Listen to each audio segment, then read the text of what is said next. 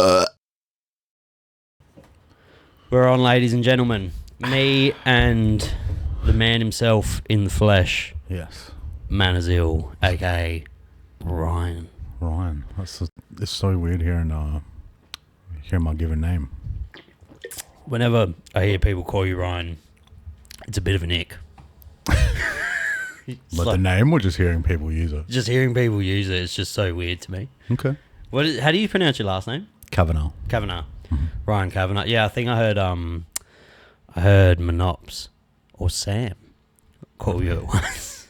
Yeah, that's probably right. And I was like, oh, it's just weird.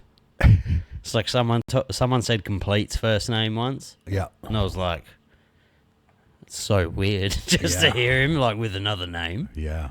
Yep. Do you find it like hard? Is there a time where you like your manners and sometimes is it two like different people to you?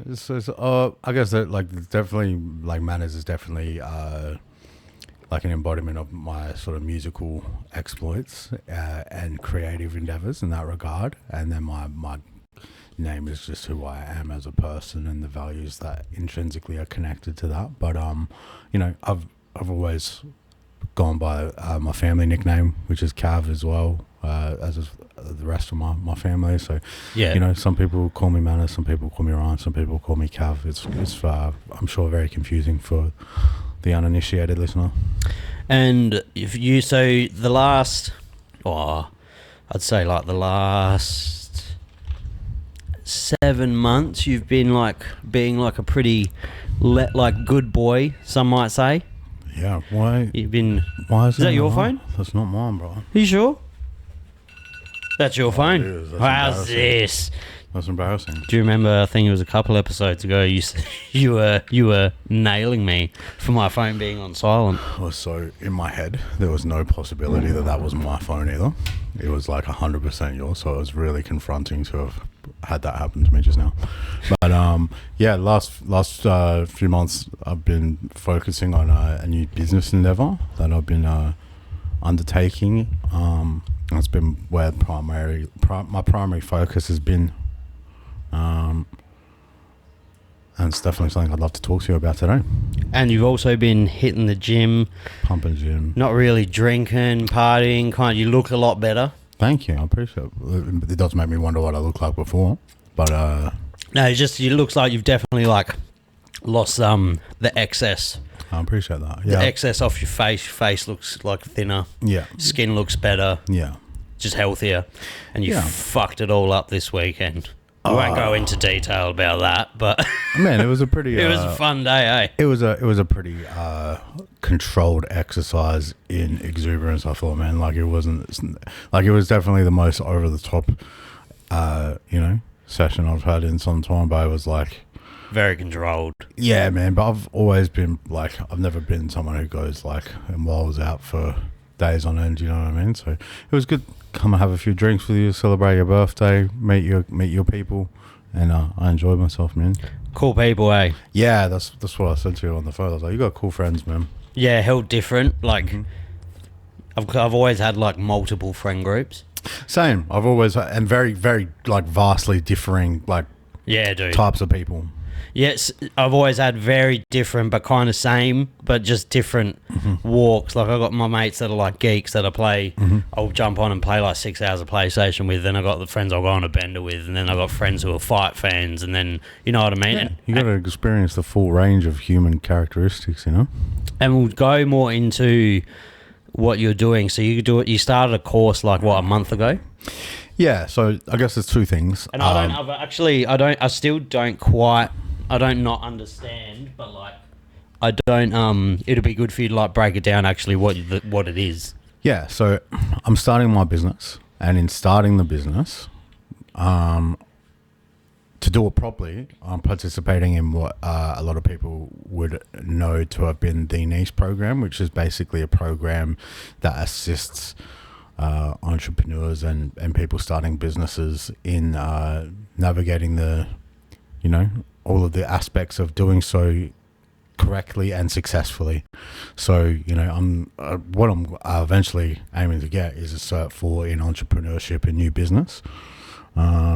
and it's just going to aid in, you know, me conducting and maintaining my business. But the actual business idea itself, I'll give you my elevator pitch. You open to that? Yeah, let's go. All right. Did you know 15% of the world's population lives with some form of disability? No. That's true, bro. It's the 15%. It's the largest minority in the world, and it's the only minority that any person can join at any time. And I'm sure that should that ever be the case, you would like to be treated with the same respect, dignity, and compassion that we all deserve as human beings. So with that in mind, my company, First Hand Disability Support Solutions, First Hand for short, works with NDIS service providers as well as government and corporate clients in informing policies and training their staff in the best practices associated with navigating the nuances of supporting people with disabilities.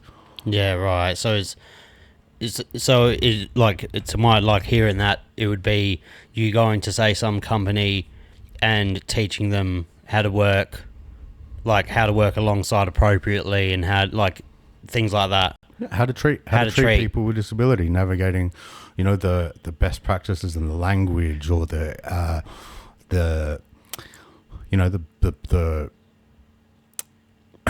policies or the way of just conducting yourself in a humane and respectful and empathetic way, you know.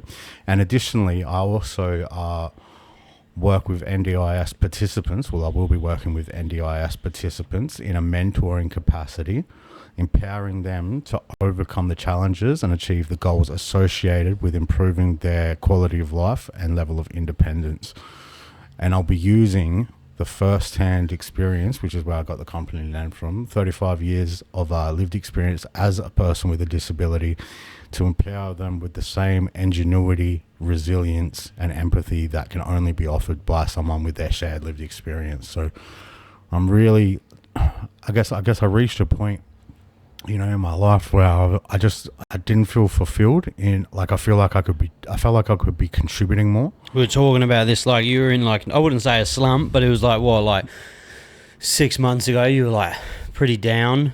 Well, I wanted more. Yeah. I wanted more. I knew I wanted more, but I didn't know how to get it. And so I think, you know, you and me were kind of brainstorming, and we were just kind of think tanking, like, just ideas. And ultimately, this is the one that it's been one that's been in my mind for some time, but I've just had to act on it. And then, you know, I've really, really dedicated a lot of time, effort, and energy to acting upon that now. And, you know, my aim is just to provide value, whether it be to companies in training their staff how to support people with disabilities, or empowering you know, people with disabilities to live to their fullest potential. And it's something that's dear to my heart. It's something I've always done in one capacity or another for free in my life. And now it's time to take that to the next level. So it's something I'm really excited about. I'm very passionate about, and I have a significant degree of faith and belief that I'm going to be successful in doing so, because I don't see how there could be any alternative. But it would be like you said. Actually, we were talking about this on the phone the other day. It's funny watching people interact with you who've never interacted with you before. I'm not going to go and name and fucking blast anyone, but it's genuinely funny. It's funny, like, because they're coming from a place where they're not trying to be rude, and they're not being rude. They're trying to be the opposite. Actually, they're trying to be their best self. Yeah, but it's not natural. But when you watch it and you're like, you know, like, I know you as you. You watch people interact, and you know with them. You know how they are. Like, you know, and it's just funny. It's like they're going so far out of their way to, like, cater for you. It's almost it's rude in it's not rude as in that's what I mean. It's in terms, ableist, as some would say. Well, that's what I mean in terms of navigating the nuances. You know what I mean? Because you want to be an ally, right? People inherently, they want to do the right thing and they want to do, you know, good things, but there's Just not educated on it. There's nuances in doing so. Like I'll give you a few examples, right? So, for example, I will go and pick my son up from kindy or what have you, right? And we'll be crossing the road. Now, I'll wait at the road until it's safe for us to cross, and I'll wait for there to be no traffic, and I'll listen. That's how we do it. But a lot of people, they'll like stop, and they'll like wait for me to cross, but not really taking into consideration the fact that like I can't see them to know that that's happening. A, right? B, why would I trust you? I don't know you, right? And then what's the next thing they do? They can't get my attention, so then they beep at me.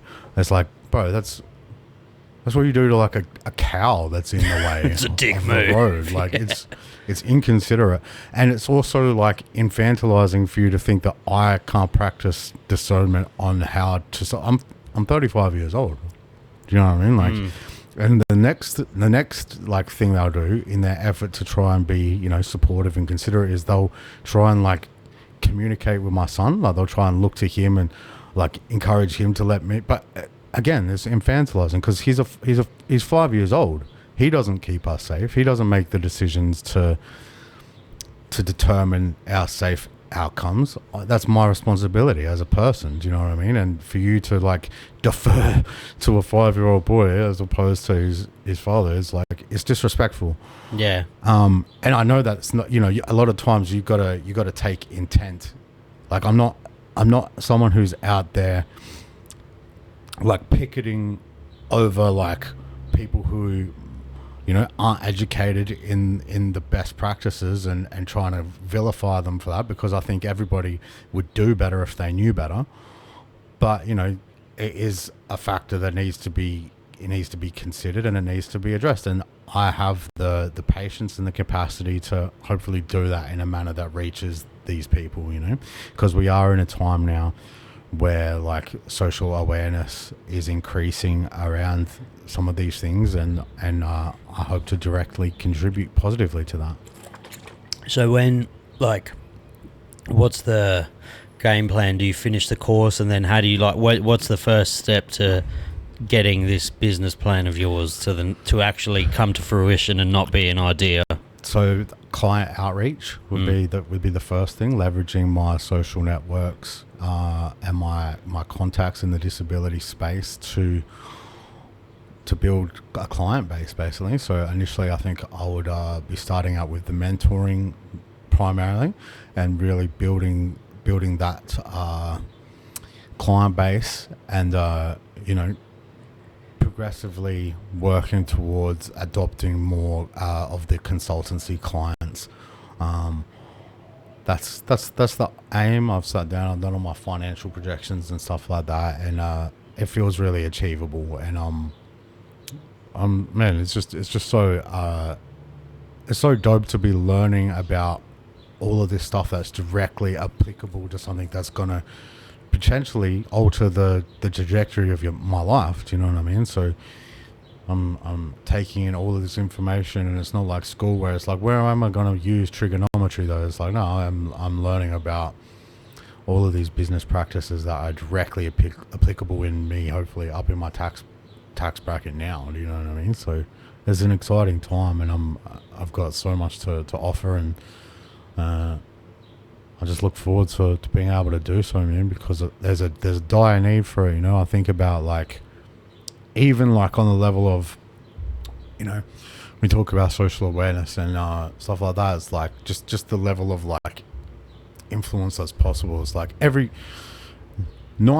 of people who know and love me still regularly and unapologetically use the R word. I do.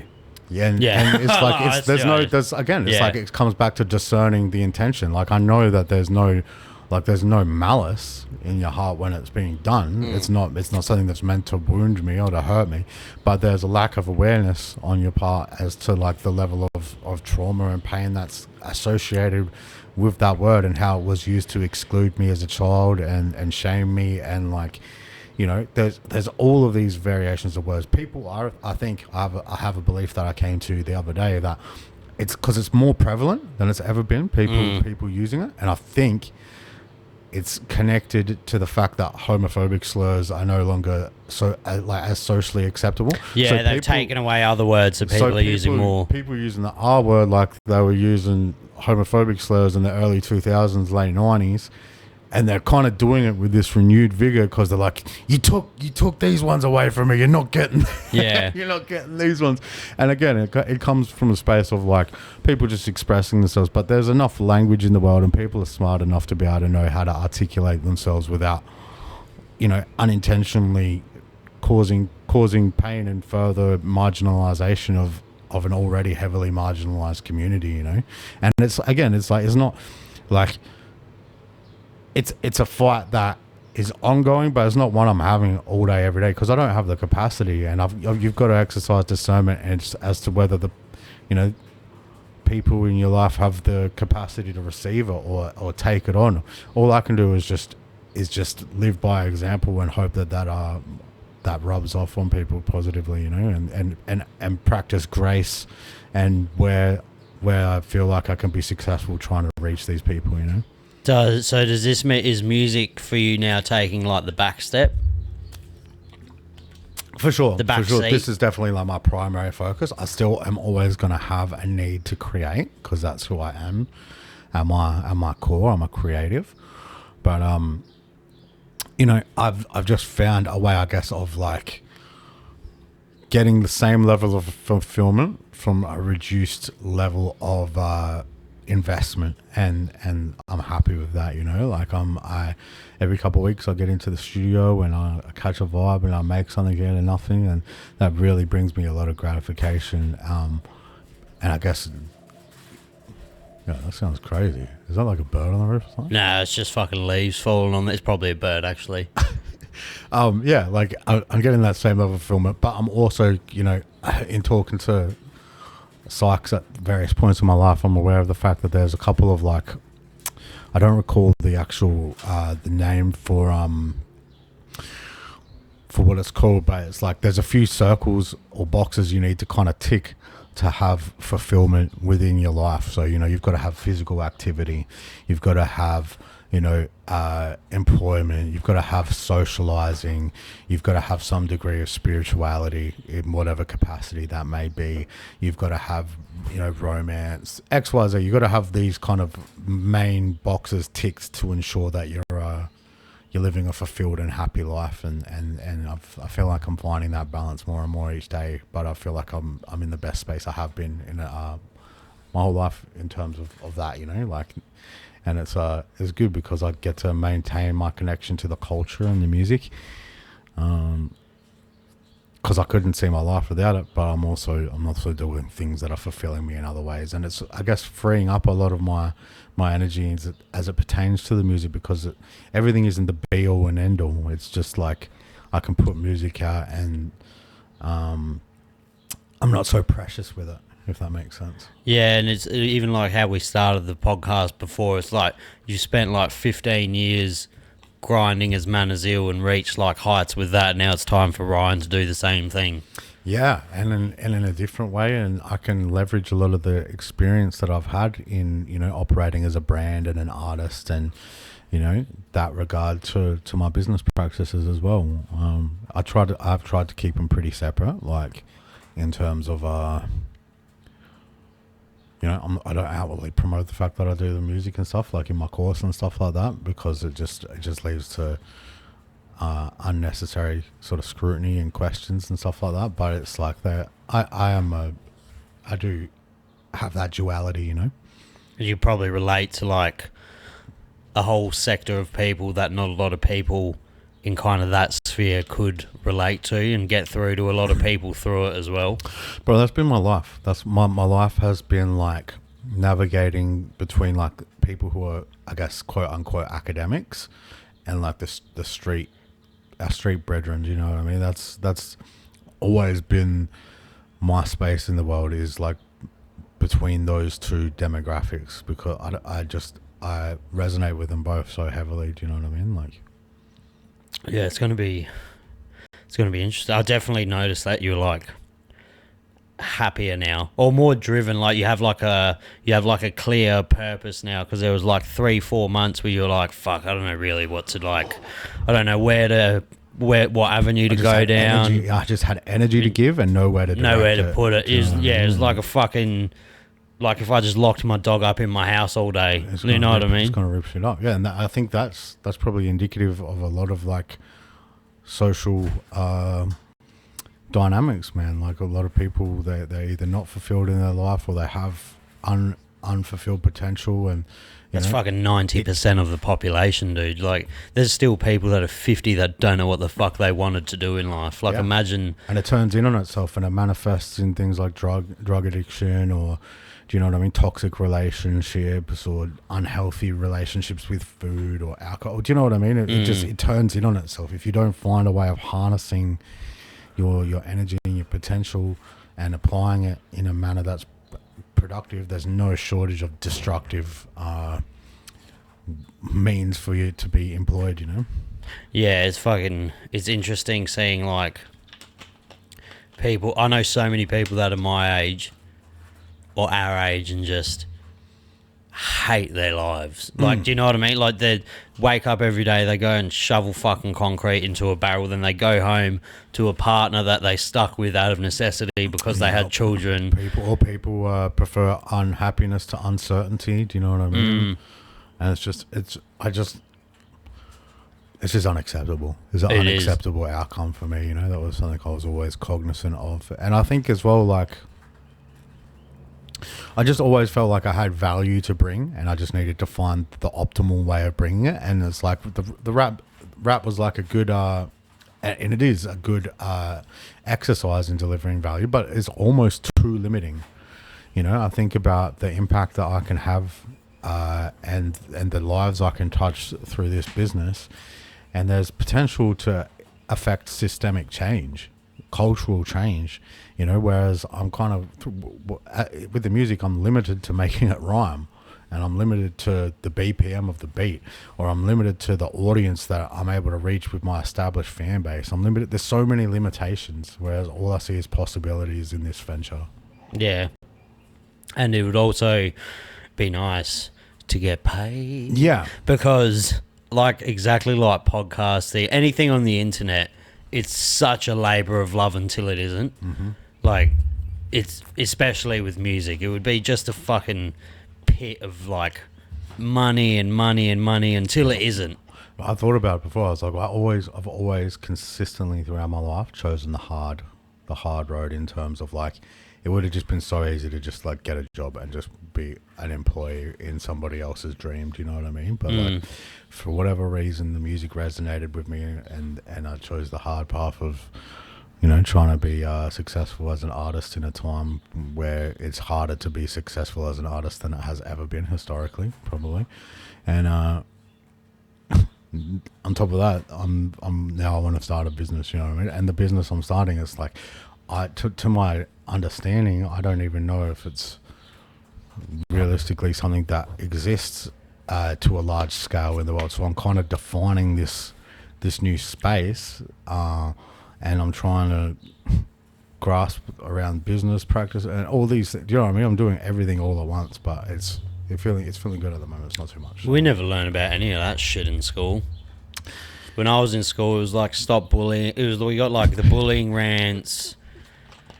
Like, we learned the tiniest amount of indigenous culture at my school, mate, fuck all. But we didn't learn anything about, like, disabled people at all. Like, nothing. Yeah. Zero. Yeah. They even stuck them in, like, their own little corner of the school. Put them like, in the too-hard basket, keep them away from the other kids. And, I remember, dude, they punished me once by sending me there for a week for recess and lunch. That's crazy. So when we were in, I can't remember, it was like year 8 or 9, and we used to peg fruit across the school, and it'd land in a group of people and it'd explode. Just dickhead shit. Yeah. And one day I overshot, and it landed. It was called the Mara Centre at Cardine College. And it was where all the intellectually impaired and like disabled kids would go. And it fucking landed right in the middle of all these kids, dude, and they lost their shit. It just went all over them, and I was like, fuck. and they punished me by like making me go hang out with them for a week, and I was like, it's actually not that bad, like, but it's just funny to think back now that they saw that as a punishment. Yeah, there's so many levels of problematic thinking in this story. But just shit like that, it's just funny. Yeah, man, I think about like I was telling somebody the other day, I was like, because obviously doing the artist stuff, I was touring extensively, traveling heaps, and just even in that, like, because I'm a very staunchly independent person in terms of how I live day to day. I'll go to the airport, I'll jump out the Uber, I'll be like, yeah, Uber, grab whoever's working for the airport, whatever, security or visible airport staff, and I'll get them to direct me into the terminal and whatnot, and then get to the desk, and then they'll have somebody accompany me to the gate or whatever. And I remember one of these times, I'll never forget it. I was like walking in the gate, I was walking with this girl, from my powers of deduction, an attractive woman, but like she said to me like, "Oh, you're a bit lucky today getting to touch a pretty woman," and I was like, Yo, let's fucking back up 3 steps right now. I'm going to see my missus, like. That's crazy. Like, and I could fully just see her like I thought, like, oh, poor fella, like at least he gets to touch like a. I couldn't believe it. I was like, that's so disrespectful. And it's like, and Pat you on the shoulder. Hey, little buddy, good job. Buddy, it was just so patronising and just like I was just like flummoxed. I was like, and it's these experiences that I draw upon in sort of providing the change that I desperately want to see in the world. Yeah, it's just but like you said, like people don't realise they're being idiots. Yeah, the majority of it isn't malicious. Like it's not intentionally hurtful. It's ignorant or it's naive. Do you know what I mean? Like, but it's a significant portion of the things being how they are is from. Yeah, like I always say, if people knew better, they'd do better. That people are trying to do good with the limited understanding they have of the world at the best of times. I can't direct like negativity towards them for those limitations. All I can do is try to expand upon like the range of information they have access to. Quick question, I fucking can't remember because we talked about it the other day. Had you my tits are hanging out on this podcast, 1 sec, I've got a singlet on. Is that the first time, because on Sunday we hired out a bar, shout out to Jacob, thank you for letting me have Nuri, and like to think about 30 of us watched the fights together and drank. So good. Is that the first time you've like listened or like been at fights and watched fights? I've been around occasionally, but like to be just in a setting where it's like everyone's gathered solely for that. Yeah, I enjoyed it. I liked it because it's cool because like I was saying to you, like the commentary in and of itself is audio description, and just the atmosphere and like getting the context from Goobsy in regards to who's present at the actual fights as they're being televised, and it's culturally a significant moment. So to be able to be included and engaged in that is it's awesome. I even caught a couple of rounds at the Tyson Jake Paul fight. I think the first 3 rounds, and it was awesome. It was cool. Like it made me feel a bit excited. It made me feel a bit alive. I understood why people do it. I was going to say because like one of our first podcasts afterwards, I was like, we were talking about fights, and he was like, it's not really my thing. Like it just seems a bit like. I don't know if you used the word barbaric or like. I definitely wouldn't have. It wasn't that, but like you said, it just wasn't your like. It's just not your accessible. thing. From as to my understanding at the time, it wasn't accessible. But do you get it now? Yeah, it's like watching. It's like a group of dudes around a fire just going. I was shout outs to Breaking Bread in Melbourne.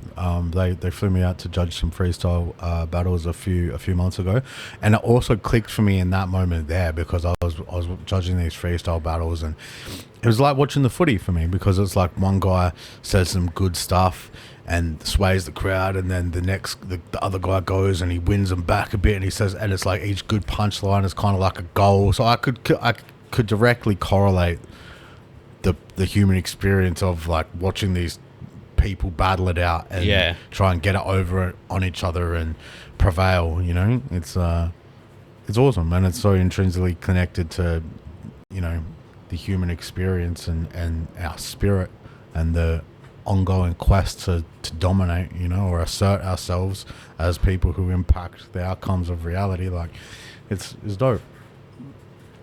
Well, you got to witness... So the main event, John Jones, he's like...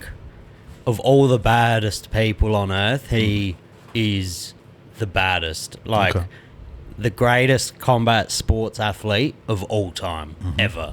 In any category, you put him in a small room... And he takes him out. With any other person that knows any other form of combat...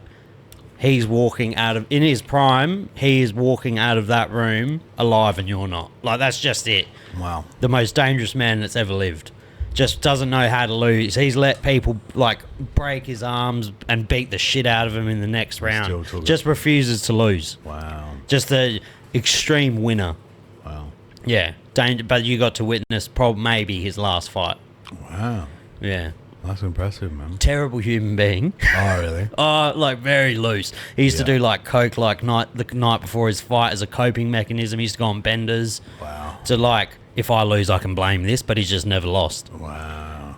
Yeah, ran over a pregnant chick in a DUI by accident once and fled the scene. Wow. Yeah, bad dude. Wow. Well, I believe he was 22 when he won the championship. He's like 36 now, 37. Yeah. And that's a lot for like a 22-year-old man to be the fucking man. Yeah. I'm not glorifying what he's done in his past at all. But like, if you gave me the slice of little bit of fame that he had and the access to money and all of these things, and to be one of the baddest men on the planet at 22 years old, you're going to do some questionable things. Yeah. Well, you know, I'd like to think that it wouldn't include... It wouldn't include running over a pregnant woman in a DUI. Yeah. But like... But I understand what you're saying, and I receive your point in terms of like practicing grace and compassion and empathy, and do you know what I mean? Like, we are all flawed individuals, and we each have things that if brought to the light, I'm sure would receive scorn from society as a whole. You know what I mean? That's the funniest part about being a human, is like everybody, I guess, having these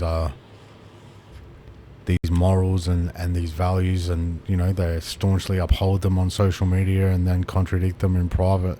You know what I mean? I just find it funny when people point the finger at other people when they have no, like, stones in glass houses. Yeah. You know what I mean? Yeah. People, as soon as people reach a certain tax bracket, they think that like the people beneath that tax bracket will always attack them for everything without looking at themselves in the mirror as well. You know what? I seen something the other day. What they said?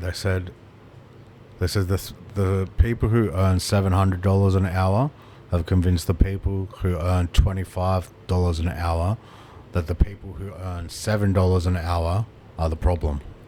And I was like, wow, that's pretty accurate. It's true, but it's also like, because you think about it, it's like people like hardworking people who pay taxes. A lot of them, the prevailing opinion is like, oh, welfare cheats. My taxes go to these people. Where it's like, well, actually, it's like not the poor people who are taking your money. It's the people who are making more money than everybody and paying less. Like, yeah. Do you know what I mean? It's pretty impressive. It's hell interesting. Like, the more money you earn, it doesn't become about the business. It's about the more money you earn, your job slowly becomes, how can I avoid paying most of this money to the government? Yeah. Because it's fucking insane how much money they take. It is. Like, look at the like the society like we live in, bro. I don't know when the last time you went to hospital is, but you see our infrastructure, or if you're ever like, you know,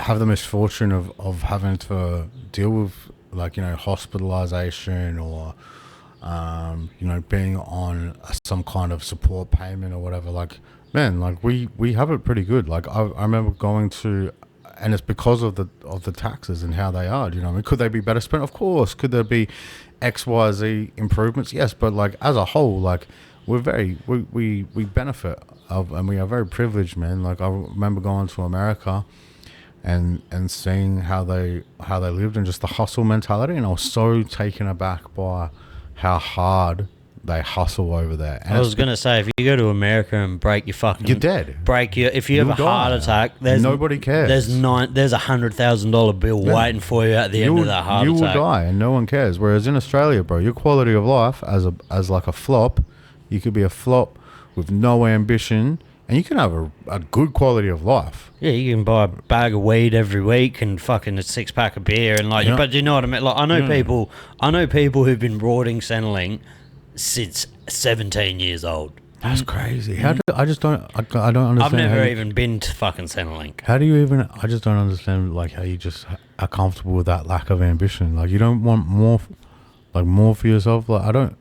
Yeah, I think people think that is way more widespread than it is. I hope I'm in a fucking position one day where I'm paying $250,000 tax a year.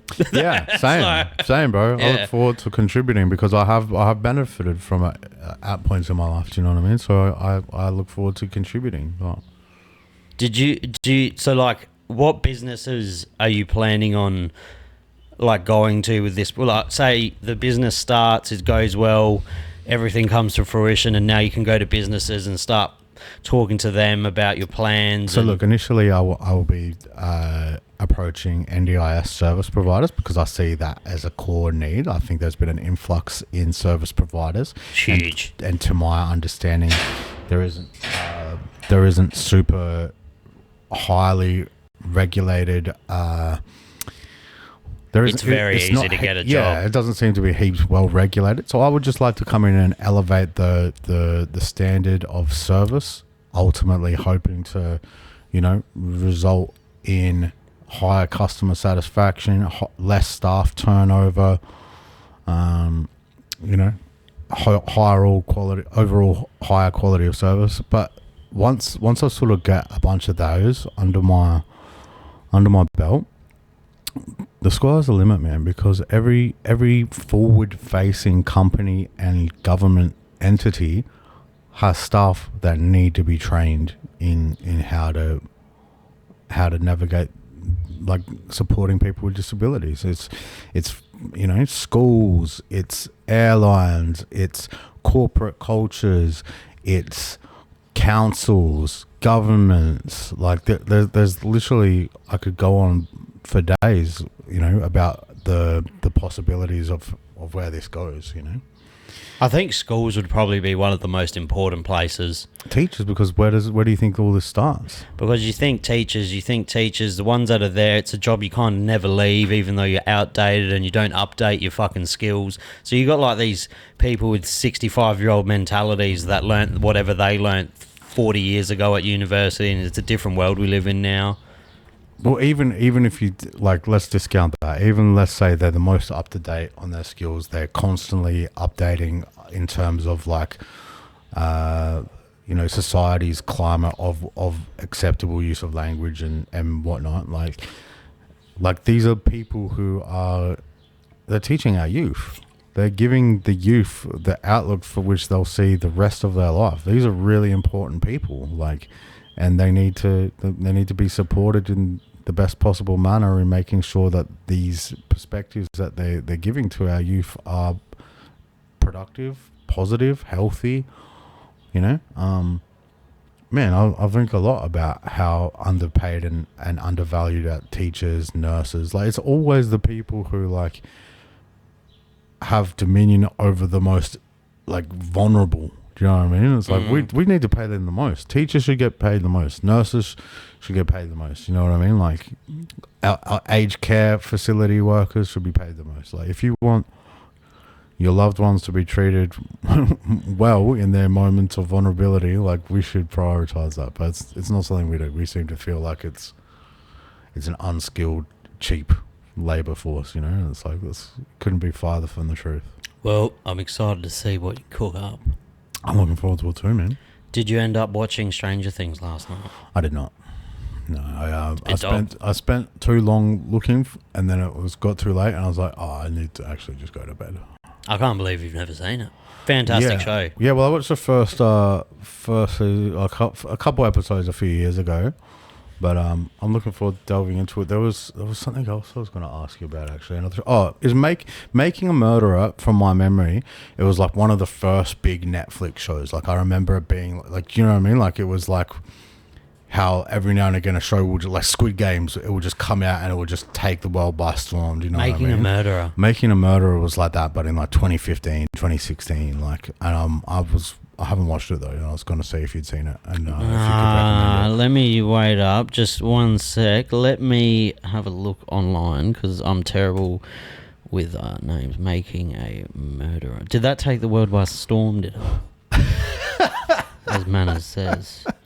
Making a Murderer. No, I've never seen it. Okay. I am partial to like a murder mystery. Yeah, well, it's a true story. I don't recall. I think the guy's name is. I'm not sure if it's Stephen Avery or if I have conflated his name with somebody else. But yeah, it's regarding a case. And I think he's still in jail for it. I think they were trying to say that there was some degree of corruption or injustice involved in the prosecution of the case or the surrounding circumstances. So, have you seen True Crime with Matthew McConaughey? No, but I've heard the first season's like one of the best things on TV. The first, so I was like hell apprehensive. Goobsy told me to watch it. Mm-hmm. Tens of people were like, "Have you seen the first season of True?" Because I believe, well, I don't know what's an anthology series like where so each season's different. Yeah. The first season, fucking incredible. Okay, like insane. Have you watched American Horror Story? No. See, where did I get up to? I think I've finished. There's some good seasons on that show, man. There's some good TV in that show. That's a good show. Oh, true. I believe True Crime's on Prime. True Detective, I think you're talking about. True Detective. Yeah, with Matthew McConaughey, and I can't remember the other actors. I can't remember off the top of my head, but I only watched it like 3 years ago, and it was one of the best like one season experiences you can have. That's it. You know what else was good that I watched? Mr. Robot. Mr. Robot was pretty cool. With the guy who played Freddie Mercury. Yes. Malik. What's his name? 1 sec, I'll get it up. So I don't but Joey Badass is in there as well for a little bit. It's a good show, man. It's a good show. Rami Malek. Yeah, he's a good actor, eh? He is good. He's really good. Yeah. I've heard a lot of people say that's a good show. You know, when you just can't... I just get so invested into shows, I have to be so selective of which ones I choose. Yes. When's the last time you watched a movie? Like a new movie? Yeah. I watched... Well, the new Venom was coming out, so I watched the first two the other day. But they're fun, like junk food movies. Yeah. It's just like not really a plot. Yeah. The bad guy comes... Like it's exactly how a plot works in every movie. Like... Yeah. Overcomes the bad guy, wins at the end. You know, no high stakes or anything, but they are fun. Yeah. But the last time I've like sat down and enjoyed a movie, I watched again. It's not even a new movie I've watched, but the other night on my birthday, on the Monday, I was on the couch and I was like, I haven't seen Beasts of No Nation in so long, and that's one of my. That popped up. Have you not seen that? No. That movie makes me genuinely fucking so upset. But it's fantastic. Okay. Idris Elba's in it. Oh, he's good. He plays a warlord in Africa. Like it's based on true events. This kid it's like a Western African country. They're living in like a safe zone. The army comes through. They get mistaken for like a militia, so this young kid's family all gets killed. He's like 10. Damn. He runs runs away from him, and then he gets found by the militia, and they brainwash him into joining him. But they like the way they do these things. They make him rape people, and they put heroin, like they pump him with heroin. This is how they make, and it's full of child soldiers. Yeah. So it's true. It's like.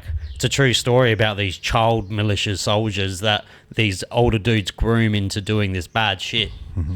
But it's such a good movie. You know what, though? Not every movie is meant to make you feel good. No. But I was thinking, like, it sounds like...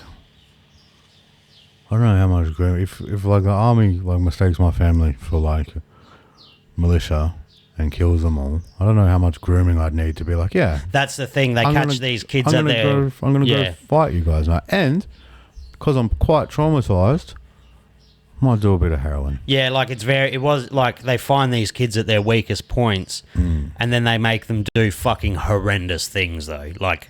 Yeah, but it's very catch-22. It's like... but that would be... I just always think, what a fucking rock and a hard place to be in as a child. Oh, man. Horrific. But it's just so cowardly for these grown men to just brainwash these children to fight their battles.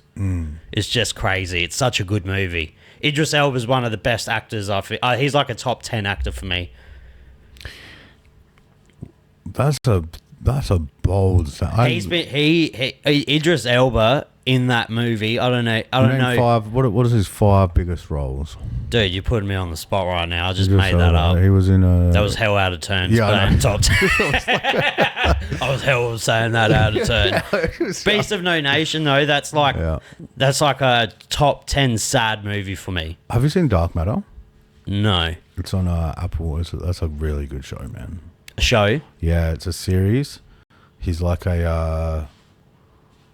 he's smart. He's like some kind of like a physicist type guy, and he's walking home one night and somebody kidnaps him, and it's an alternate reality version of himself, and he kidnaps him and takes him back to his reality and comes into his reality and you know what I mean? So it's like, it's pretty sick, man. Like, he's just trying to navigate the multiverse to get back to his family. Yeah, it was a good show. I just realised, like, on Monday that I haven't actually seen a heap of war movies. So I wanted to watch a war movie, but I just couldn't find the perfect one, so I just put Beast of No Nation on. Okay. But, I haven't seen a heap of war movies. What about Saving Private Ryan? See, I've seen that, but I've seen it so long ago that I wouldn't remember it. Yeah. So it would be like seeing it for the first time again. Mm-hmm. Oh, apparently Dunkirk is mental. Yeah. And I know Inglourious Bastards is fantastic, but apparently there's along the Western Point. It's a French movie. Not All Quiet on the Western Front.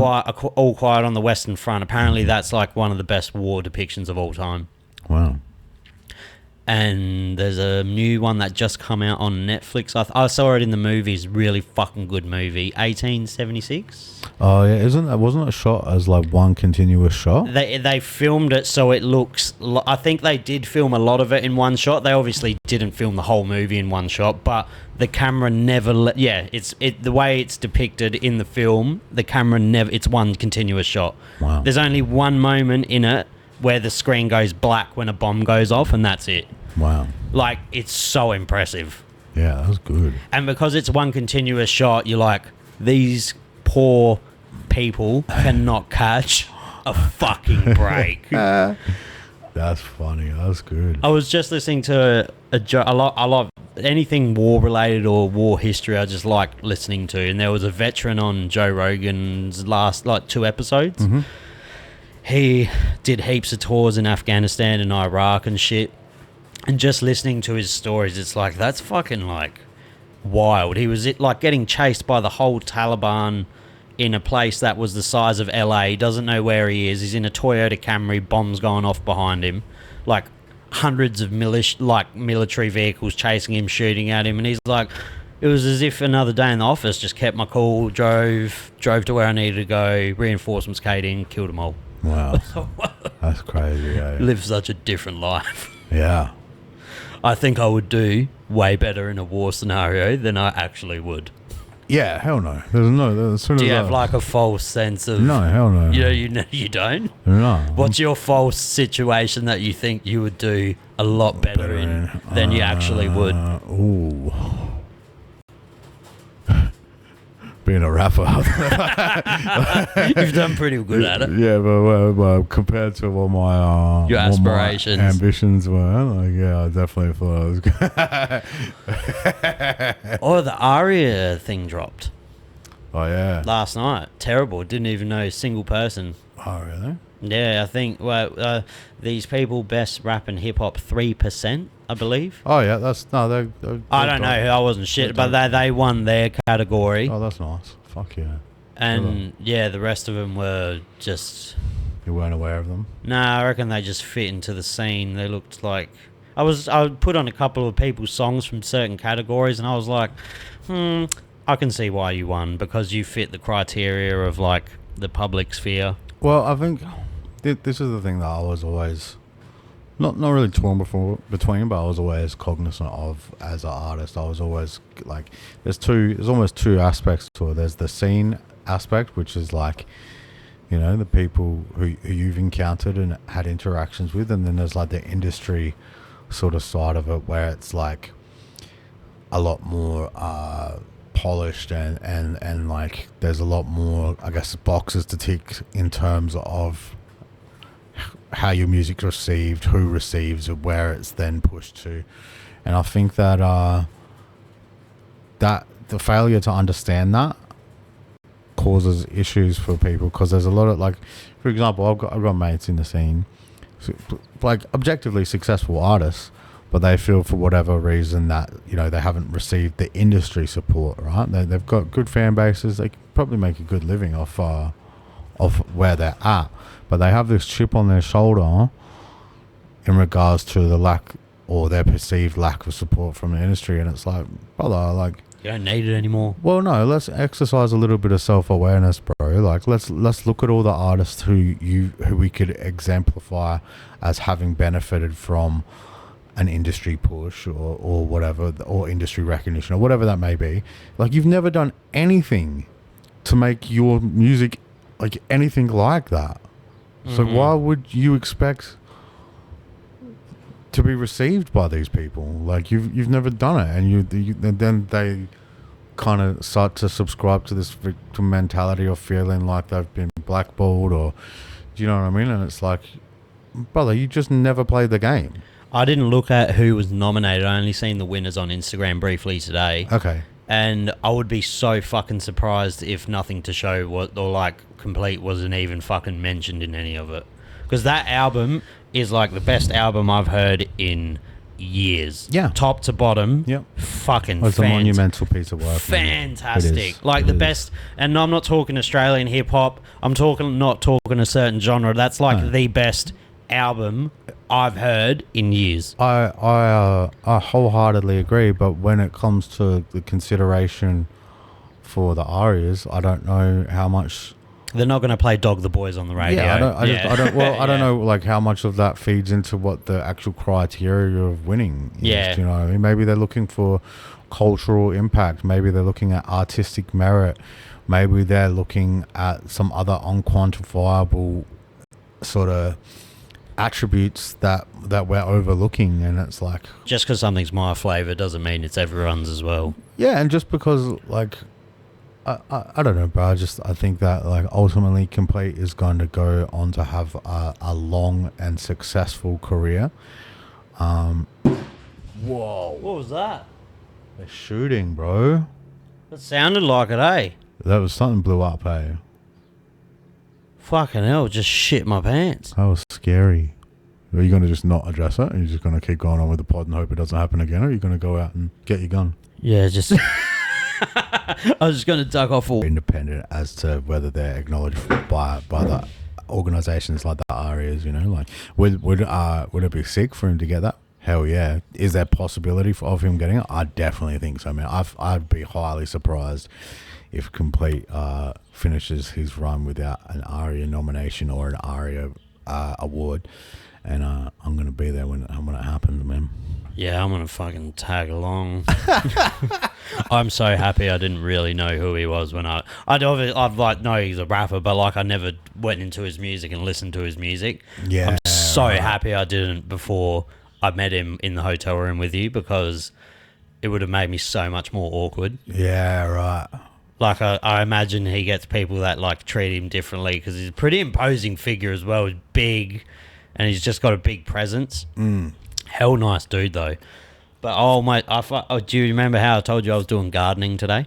Mm-hmm. I filled up my poison little hose thing, and I was poisoning everything, and I forgot to take the pressure out of it, and it just exploded everywhere. That was fucking a big bang. I felt it. Did you feel it? Yeah, I felt shit it. My pants.